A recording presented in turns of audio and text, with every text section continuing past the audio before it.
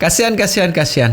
Niatnya mau ngejebak ya, ternyata jebak sendiri tuh sama pertanyaannya. Gayanya Fitra memang seperti itu ya. Kalau merasa terpojok langsung ngegas gitu. Assalamualaikum warahmatullahi wabarakatuh. Gimana kabarnya semua? Semoga dalam keadaan sehat walafiat ya. Saya doakan semua sekarang dalam lindungan Allah Subhanahu wa taala. Kembali lagi ya, seorang pengacara yang tidak tahu malu gitu kan. Niatnya untuk membuat orang malu, ternyata malu sendiri tuh. Dalam debat yang terjadi tadi malam gitu. Siapa lagi kalau bukan ini ya, Abang Fitra. Ini videonya. Mbak Mega ini punya nama panggilan gaul nggak selain Ega? Lihat mukanya ya, senyum-senyum dulu. Nggak ada. Kenal nggak yang namanya Ira? Ira. Aha. Kalau Senyum dalam dia. Cirebon Ira itu kamu. Hah? Gimana? Kalau Bahasa dalam Cirebon itu artinya Ira itu kamu. Oke, Ira kamu ya. Oke.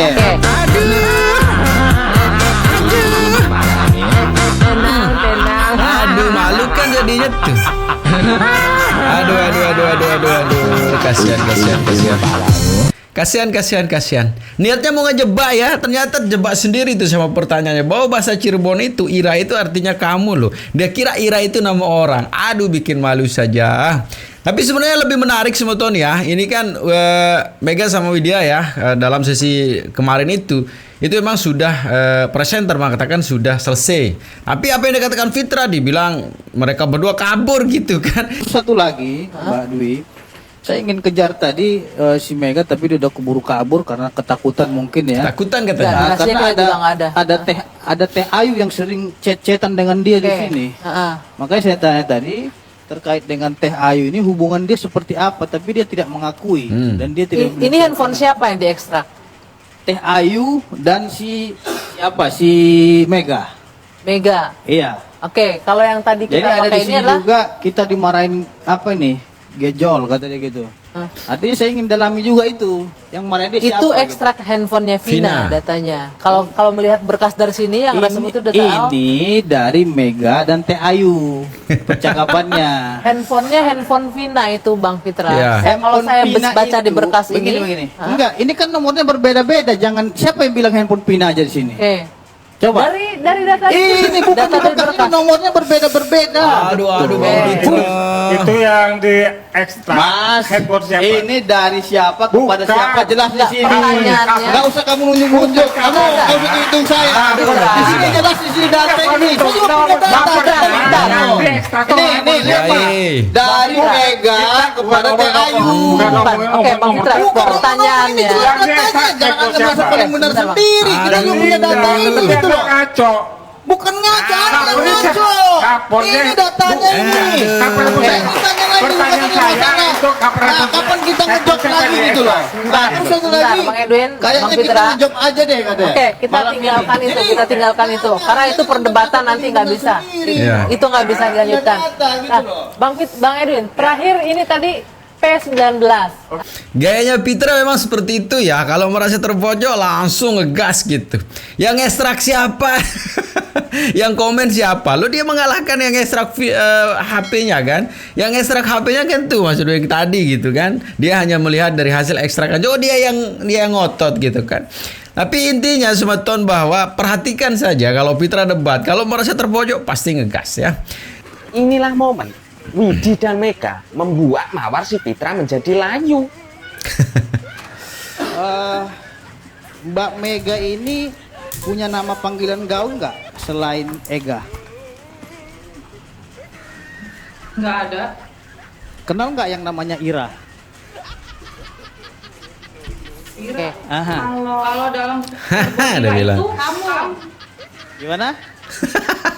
Bahasa Cirebon itu artinya Ira itu kamu. Ya Allah, jaban bayi delok ono lur wajah Fitra seketika langsung jadi plongo minimal ya. Belajar bahasa Cirebon dulu. Rudiana kan orang Cirebon. Masa sekelas pengacara Ira aja dipertanyakan, ditonton lagi di jutaan rakyat, bahkan lo seluruh Indonesia melihat pertanyaanmu yang konyol ini yo. Ira itu bukan nama orang, Pit, tapi Ira itu bahasa Cirebon yang artinya kamu.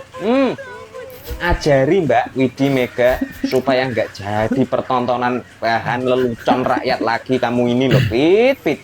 Gini kok bisa jadi pengacara loh ya. Pit, mawarmu toh sudah layu. Kalah sama mawarnya Mas Jabang Bayi. Yo loh, yang berseri-seri, semerbak, wangi. Loh, ini loh. Ya Allah, ngisi nih pengacara gue iki, Pit Jabang Bayi yang elangin. Kok bisa ya? Kembali lagi memang jadi pertanyaannya Mas tadi juga gitu. Kok bisa jadi pengacara gitu kan? Hanya bahasa Iras saja nggak tahu gitu. Kan ini bikin malu. Ini masalahnya ditonton oleh seluruh rakyat Indonesia gitu kan. Pembukaan Undang-Undang Dasar 45. Tujuan kita bernegara ini melindungi segenap loh Bang Karni. Segenap warga negara kita dan seluruh tumpah darah Indonesia. Dibuatlah kepada kepolisian. Bang Karni, ada 3 tujuan daripada kepolisian. Pak Beni nanti ingatin saya. Pertama, menjaga keamanan dan ketertiban. Kedua adalah menegakkan hukum. Dan yang ketiga yang lupa kita ini sering teman-teman penyidik harus saya ingatin. Polisi melayani masyarakat, melayani para terpidana ini, melawan Ibu Kartini, Dede, kita semua. Tidak melayani polisi. Kalau ada istilah namanya kostra apa itu? Kostra apa Mbak? Solidaritas itu. Apa? Titik. Korsa tidak bisa itu dalam kepolisian karena tidak ada di undang-undang kepolisian, di konstitusi adalah kostra. Jiwa korsa tidak ada, tetapi ada 3 tujuan daripada kepolisian, yaitu apa dah? Melayani masyarakat, melayani Ibu Kartini, melayani Pak Susno, melayani mantan kompol ini, melayani saya juga mantan kepolisian. Oleh karena itu saya setuju dengan Pak Susno, bukan soal menang-menang siapa, tetapi berapa orang sekarang kemudian keamanannya terganggu Bang Karni. Saya tidak mengatakan, saya ingat dulu itu produser kita, udahlah Bang, hati-hati kita. Soal ini belum kita tahu. Dengan demikian Kang Karni, kita ini bulan 10 udah pergantian presiden. Mungkin sejenak kita aman, tetapi dengan PKI ini kalau memang 5 orang ini memang ya Pak Susno udah berkali-kali lebih baik membebaskan 1000 orang. Kemudian yang tidak bersalah, yang bersalah, saya ulangi, daripada menghukum 1 orang yang tidak bersalah.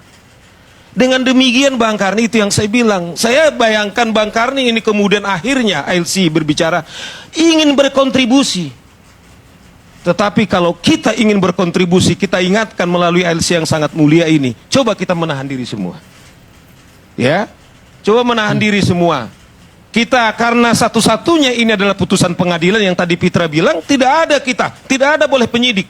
Kembalikan yaitu kepada pengadilan untuk memutus. Jangan juga sekarang hakim ini dicatat ini. Siapa yang memutus? Jaksanya siapa ini? Jangan tiba-tiba semuanya kepada penyidik. Benar juga, pengadilan kita tidak baik-baik Bang Karni. Tidak baik-baik, betul nggak Pitra? Pengadilan kita tidak baik-baik saja. Ketika saya bicara ini banyak hakim agung, ya, Mahkamah Konstitusi, kemudian 2 sekretaris Mahkamah Agung jadi terpidana koruptor. Bang Karni, kita tidak tahu apakah kasus ini juga seperti juga kasus-kasus hakim kita. Saya tidak menuduh. Tapi pengadilan kita baik-baik saja. Nah, oleh dengan demikian, kejaksaan selamat, hakim selamat, tetapi jangan getahnya sama-sama pengacara Bang Karni. Teman-teman saya sekarang pengacara, satu kutub saling mengancam. Kemudian Dede diancam lagi, Ibu Kartini diancam lagi. Dia anaknya sudah dipenjara, ayahnya Eki sudah meninggal gitu ya. Anaknya Ibu Pak Kapolsek itu siapa Pak? Sudana. Kemudian harus ini. Dengan demikian Bang Karni, putusan pengadilan ini kemudian diperiksa lagi putusan dengan PK. Dengan demikian ini yang saya sebut penyelewengan holistik dan kemudian warga negara kemudian selamat Bang Karni. Itu ya. Sebenarnya pengacara ini gentor juga ya dalam membela, dalam mengawal kasus ini gitu kan. Tapi gimana sih pendapat mantan komunikator kita ya, Pak Susno, yang ini beliau juga sangat luar biasa dalam beropini di kasus ini gitu ya. Kita simak ini dia. Saya menanggapi kasus ini pertama dari kasus awal.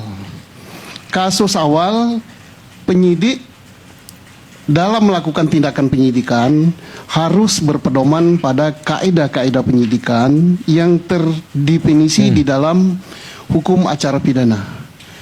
Penyidikan itu apalah? Adalah serangkaian upaya penyidik yang dilakukan menurut tata cara yang diatur dalam undang-undang untuk membuat terang suatu peristiwa.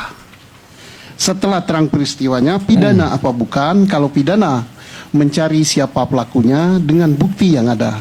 Mari kita ukur yang ada. Bukan tertangkap tangan. Awalnya itu bukan tertangkap tangan. Tanggal 27 kejadian, ditangkap 30 ya? 31. Tidak tertangkap tangan, berarti tidak boleh ditangkap begitu saja. Harus ada 2 alat bukti dulu, baru bisa ditangkap yang 9 itu. Ya 9 ya? 8 berapa itu? 8. Ya ini tidak, ujuk-ujuk ditangkap. Nah itu saya kira udah dikoreksi oleh Pak Bini, itulah letak kesalahan pertama. Jadi tanpa melakukan mencari alat bukti dulu, langsung ditangkap 8. Setelah ditangkap 8, tidak boleh 8 ini ditangkap baru dicari alat buktinya. Nah ini jangan terjadi lagi seperti ini. Polisi ini luas se-Indonesia, baik di Polsek maupun sampai ke markas besar. Ini pengalaman yang berharga. Demi cintaku pada Polri, kita kembali kepada kaidah penyidikan. Kumpulkan alat bukti dulu, baru tangkap pelakunya. Di mana mencari alat bukti? Ingat pelajaran Pak Beni Mamoto di segitiga, triangle evidence, TKP, tersangka, barang bukti dikumpulkan di situ. Disitulah akan didapat. Nah kemudian setelah itu baru dianalisa semua alat bukti yang ada. Kenapa? Keterangan saksi mau 1000 itu tidak ada harganya tanpa didukung alat bukti yang lain. Apalagi di antara 1000 saksi tadi ada 10 yang berbeda. 990 mengatakan kuning, 10 mengatakan hitam. Maka keterangan saksi itu lemah. Harus di downgrade dia. Tetapi kalau didukung alat bukti lain, misalnya ada potret atau ada video, baru dilihatkan, oh betul ternyata yang benar yang 10 orang ini hitam itu bukan kuning. Jadi jangan terlalu percaya dengan keterangan saksi, harus didukung alat bukti lain. Karena apa? Saksi 1000 bisa bohong, kita bisa aja di ruangan ini kompak. Itu potret siapa? Ya. Kita katakan itu potretnya Datuk Maharajo gitu di sana. Nah, taunya potret Datuk Karni. Tapi kita ngomong di luar lain semua. Nah, jadi bisa kompak dalam kebohongan. Jadi hati-hati dengan keterangan saksi. Kemudian untuk bukti juga keterangan itu harus bersesuaian. Tidak cukup, oh ini udah cukup alat buktinya, mulai dari pengakuan terdakwa, kemudian sampai dengan paling atas keterangan saksi, jumlahnya udah 5 lengkap. Tidak bisa, ada syaratnya lagi. Syaratnya apa? Didapatkan secara sah. Keterangan saksi tidak boleh didapatkan dengan pemaksaan, dengan melanggar HAM nggak boleh, dengan didikte nggak boleh. Kemudian harus bersesuaian. Bisa saja keterangan saksi ada, pisem ada, kayak kasus ini pisemnya ada. Tapi hakul yakin bahwa pisemnya itu tidak mungkin menyebut pembunuhnya adalah ABC, tidak. Pemerkosanya adalah ABC, tidak. Pisem itu baru kuat manakala ada alat bukti saintifik.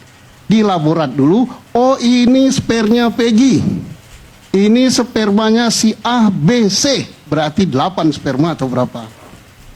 Jadi kalau hanya pisem aja, pisem tuh nggak bisa ngomong dia tanpa didukung lain. DPO itu kan mereka polisi. Nah, asal muasal nama ini semua dari keterangan saksi-saksi. Dari Rudiana. Ini saya bacakan bukan berita dari BAP-nya. Rudiana. Mau saya bacakan.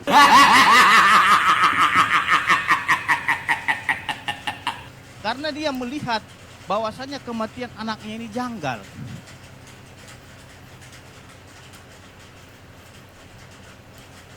Seorang ayah yang membesarkan anaknya dari kecil sampai besar. Yang dipersoalkan Iya, saya beliau. cerita dulu. Iya, nggak usah panjang lebar ke Saya sana. cerita dulu, Bung Karni. Ya, tapi balik lagi Ya kita. karena kan dari Rudiana kata beliau. Biar Ya, saya Rudiana. jelaskan. Bung Pitra, tanggapan saya putusan ini adalah koreksi bagi penegak hukum kita, penyidik yang sedang mendalami kasus ini dan memeriksa kasus ini. Ingat, penyidik harus tetap profesional. Apabila memang ada syarat penuhnya yang silakan penuhi dan lengkapi dan lakukan tindakan tegas penegakan hukum terhadap korban ini dengan tujuan memberikan rasa keadilan. Kita semua sepakat bahwasanya keadilan adalah hukum tertinggi. Jadi segitu saja video sebeton ya. Yang video terakhir itu agak lemes kan. Udah ngotot dari awal lemes. Tapi tidak sebeton ya. Apapun yang terjadi jangan cepat termakan hoak ya. Kita harus jaga persatuan, kesatuan serta persaudaraan kita. Dan jangan nakal tuh ya. Karena sedikit nakal bisa berakibat fatal ya. Jadi segitu saja video sebeton. Semoga videonya bisa memberikan informasi terbaru tentang kasus Vina ya. Assalamualaikum warahmatullahi wabarakatuh.